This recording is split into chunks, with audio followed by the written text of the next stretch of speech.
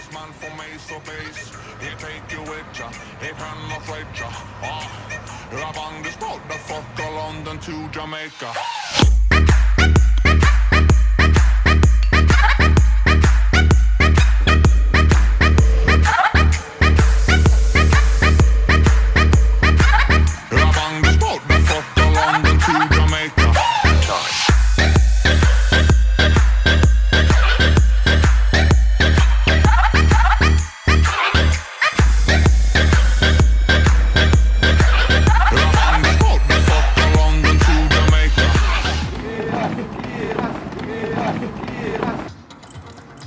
Kelios dienos prieš atvažiuojant į kitą miestą, atvažiuojam, pasidarom išmatavimus, kur kalti bus pačius lomus, kur bus maniežas, kur stovės kempingai, vagonas.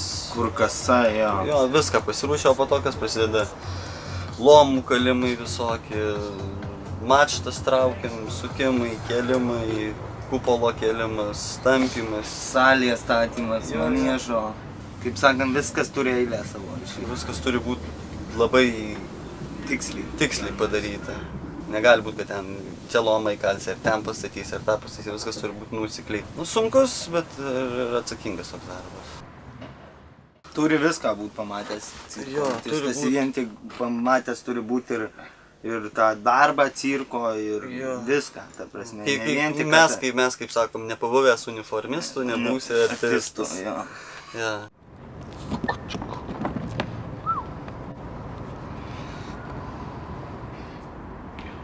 Mes ir statom palapinę, ir greunam palapinę, ir toj pačioj uniformoj vieniem padedam, kitiem padedam. O kitiem, pavyzdžiui, tai nesuprantama, jo. Mes galėtum paprasčiausiai sėdėti iki numerio. Ateinam, atidirbam ir išeinam.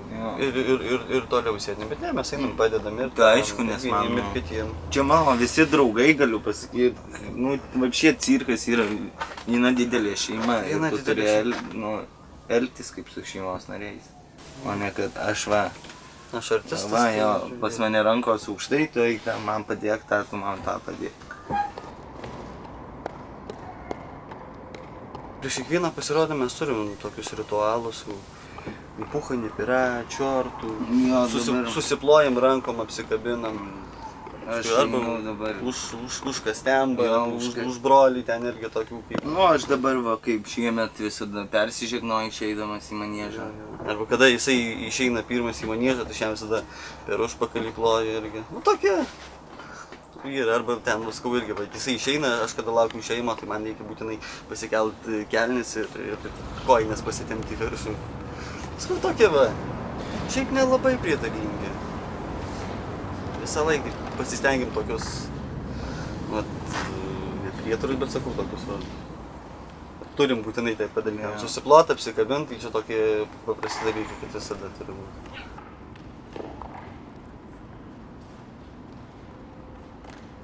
Pagalvoju, kad anksčiau į tą patį cirką ateidavai pasižiūrėti tais programos, o dabar žiūri, kad jau pats dirbi ir tavęs jau ateina kažkas pasižiūrėti. Tu žinai, kaip tai sudėtingai yra daryti, kiek ten reikia darbo įdėti ir jau visai iš kitos pusės žiūri. Anksčiau būdavo tik tai jau emocija, o dabar žiūri, yra ir ta emocija, bet ir žiūri iš techninės pusės. Čia taip, čia ta. Tokie dalykai, sakau.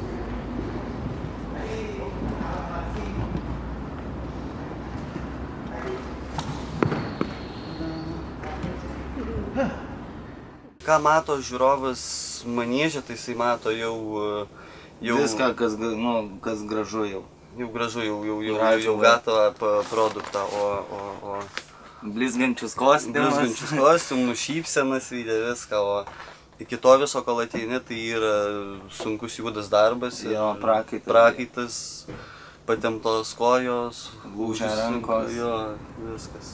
Kaip, pavyzdžiui, teatre spektaklį gali atrepetuoti per pusę metų, ne? Per pusę metų ir paleidžia.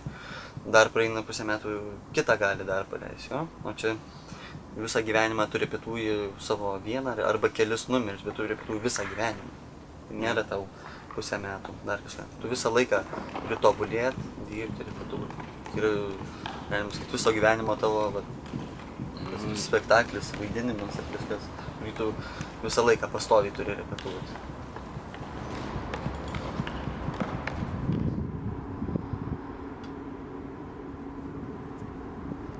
Вы знаете, в цирковой жизни, по-моему, ничего не меняется. Цирк такое искусство, что закулисная жизнь, она не меняется у артиста. Артист цирка, он живет полностью для зрителей, в первую очередь, чтобы зритель был доволен, чтобы зритель смотрел с открытыми глазами, чтобы он понимал, что вот это искусство. Понимаете, это очень сложная закулисная жизнь артиста. А зритель думает, что это так красиво, легко. И это вот вышли и ушли артисты. Нет, они выходят, они уже отдают себя полностью. Они забывают обо всем. Они работают от души именно для зрителей, которые смотрят на них, чтобы люди могли отдохнуть эти пару минут, пару часов в цирке, чтобы забыли свои проблемы, свои болезни. Все. И человек так он себя и чувствует, смотря на искусство цирка, на программу. Они забывают обо всем. Я уже знала с детства, что я буду артисткой цирка. У меня не было других, и, как говорится, что-нибудь другого в мысли. Я старалась, я репетировала много. Но это, видно, было судьбой мне предсказано стать артисткой. Именно цирк. Это было как раз на мой день рождения, 5 сентября. Мне ровно исполнилось 18 лет. Вот тогда я вышла первый раз на зрителя. Помню, что не помню, не слышала ни музыку, не видела почти зрителя. Но помню только, что зритель принимал, хлопал. И вот это для меня запомнится на всю жизнь. Это называется по-нашему дебют. Первое представление, это был 1977 год.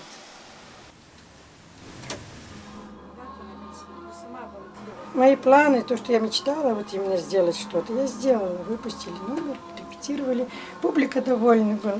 Публике нравилось наше представление, принимали хорошо.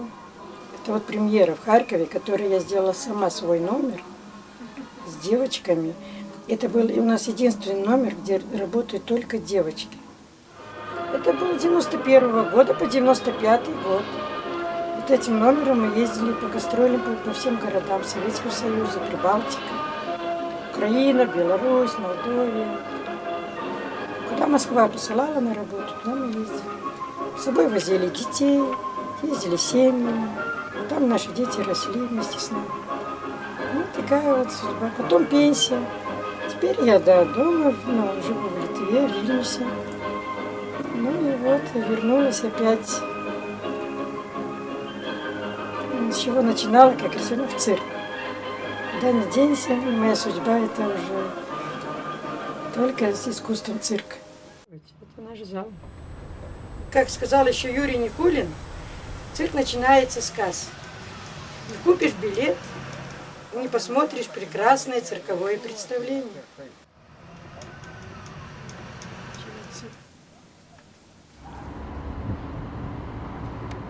Мы постоянно живем в караванах, живем при цирке, постоянно путешествуем, меняем города, меняем страны.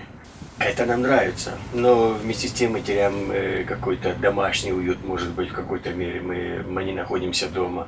Дети, скажем, делают уроки в караване, здесь, в цирке, потом мы приезжаем, они сдают тесты дома, в школе. Труднее учиться детям, но кто хочет учиться, тот будет учиться и так. Скажем, мы теряем какой-то, может быть, домашний уют, не сидим дома, но мы этого и не желаем.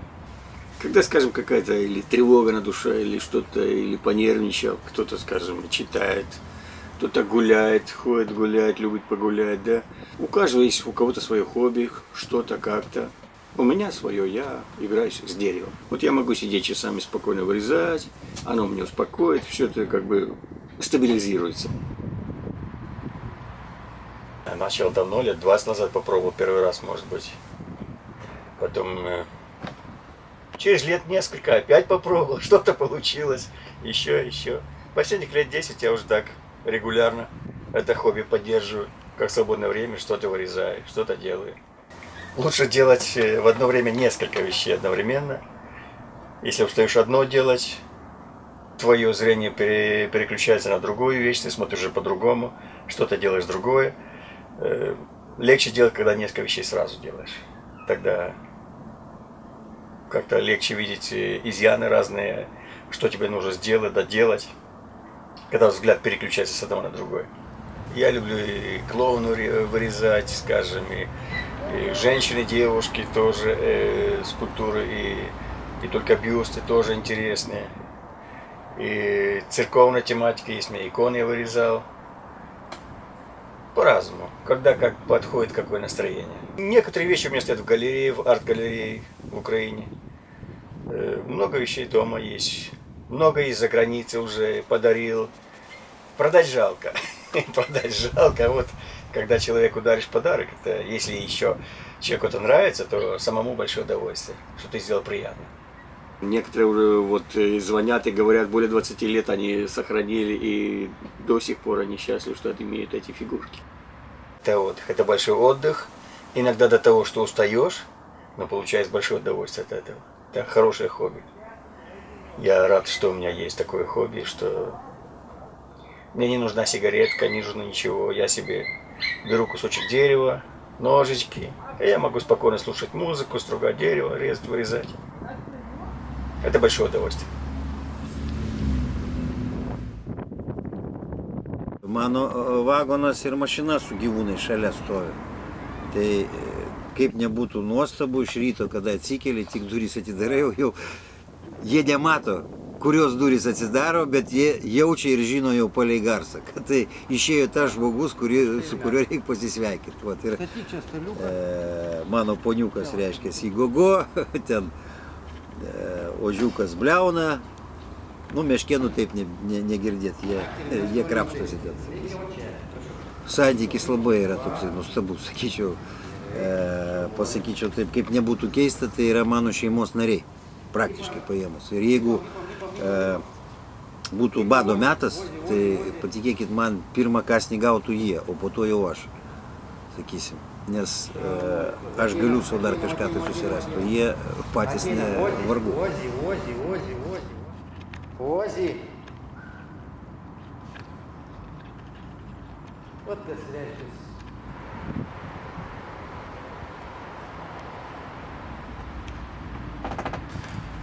Na, klouno vardas mano yra Petručiu.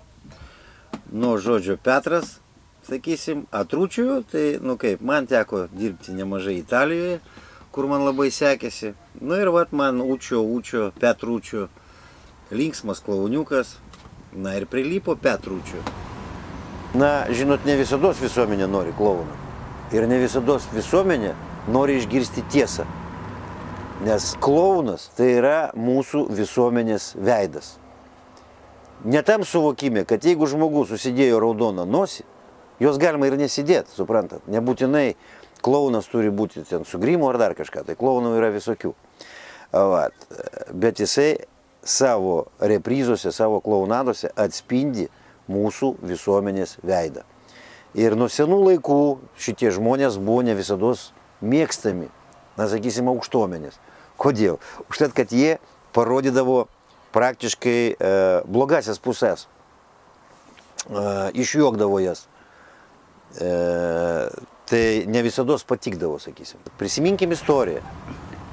Karaliai, kurie turėjo juokdarius. Tik tai vienas žmogus, kuriam buvo leistina pasakyti tiesą, bet jisai pasakydavo taip tą tiesą, nu kaip juokdarys, taip, bet jisai pasakydavo tiesą. O visi kiti tai priimdavo, kad lyg tai kaip išprotėjusio žmogaus pasisakymas. Išgirsti apie kažką tai yra malonu. Žinot, o apie save jau kažkaip palaukit, kaip jūs čia apie mane, žinot. Tai irgi yra toks dalykas, tai yra kritika, kuri ne visiems patinka. Ir tie profesionalus klounas, kuris sugeba tai parodyti, tai ir yra, tai sukelia juoką, suprantat, gobšumas tenai, dar kažkas tai. Jeigu jisai sugebėjo tai parodyti, jo tam mažajam kūrinėlį ten reprizoje ar tenai klaunadoj, tai ir žmonės juokėsi iš to, tai reiškia, rezultatas yra teigiamas. Vat. Visuomenė reiškia tai priima, supranta. Bet aišku, nebūtina, kad visuomenė turi juoktis. Klounas gali ir pravirkdyti. Aš šiuo metu nepolitikuoju. Tos reprizos arba klounados, kurios pas manęs yra, jos papraktiškai su gyvūnais. Nes tikrai ta publika, kurie ateina į cirką, sakyčiau, jai tai neįdomu. Arba, sakyčiau taip, kad jie ateis ir eilinį kartą, na, sakysim, kaip įsijungs televizorių arba radiją, arba pasiims laikraštį, kuriame ten nuo ryto iki vakaro, reiškia, eina kažkokie tai neigiami dalykai. Aš stengiuosi dirbti teigiamai. Aš kai grimą deduosi, taip, aš keičiuosi. Praktiškai aš užsidedu kitą veidą, pas manęs, na, prasibunda visai kitas žmogus manyje. Aš, na, kaip matote, gyvenime esu rimtas, veidas toks statiškas, žinot, kai kurie net sako piktas.